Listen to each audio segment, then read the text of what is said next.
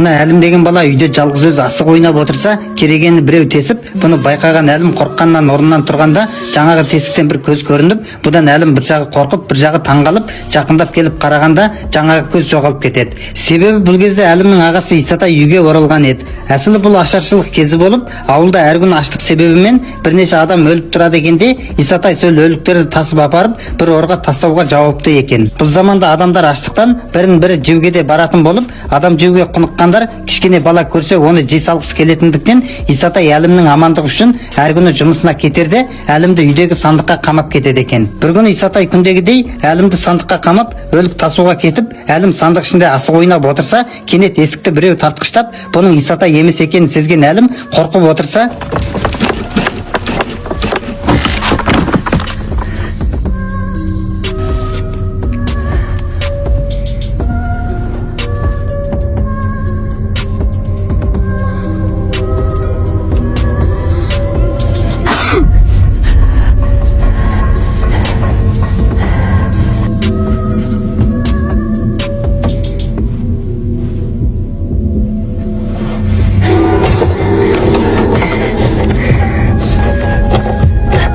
осылайдан алба-жұлба әйел сандықты аша алмай, ал Исатай өліктерді жиып, орға апарып тастап кері қайтып, Әлімді жегісі келіп, өзін-өзі ұстай алмай қалған әйел қалайда болмасын сандықты ашпақ болып,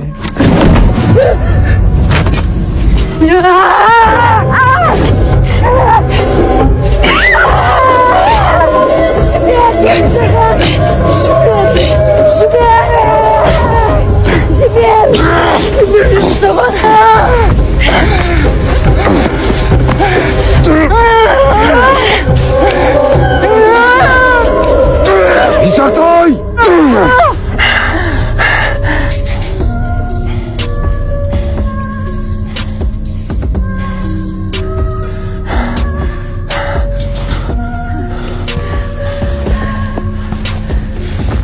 өстіп Исатайды Мағай деген мынадан бөгіп қалып, әйелдің жаны аман қалады. Бірақ ауылдағы адамдардың саны азайып, бұны өз көздерімен көріп, тіпті өз бастарынан өткізген ауыл болыстары бұл қиыншылықтан шығар жол таппақ болып, мынадан болысқа қалаға хабар жіберіп, жоғарыдан көмек сұрап, астық алып келейік деп ақыл көрсеткенімен, қала бұл арадан 4-5 күндік жол. Оның үстіне жолда қарақшылар мен адам аулаушылар бар болғандықтан, болыс қалаға аман жетудің қиын екенін ойлап, басқа амал қарастырайық дегенімен, басқа ешқандай амал жоқ екенін түсініп, оның үстіне Исатай жолды білетіндіктен, болыстың тілмәші әрі көмекшісі болған Мағай Исатайға қалаға хабар жеткізіп келсең, ең соңғы үмітіміз осы.